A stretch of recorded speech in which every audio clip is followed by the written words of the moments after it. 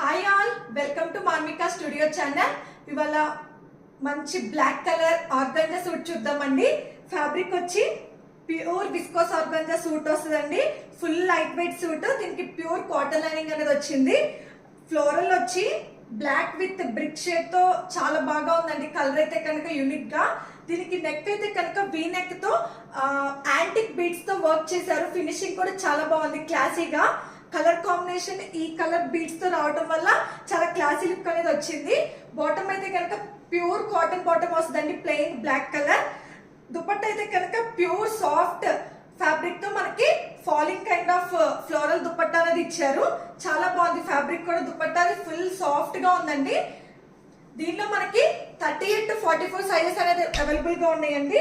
వేసుకుంటే ఈ లుక్ ఉంటుంది.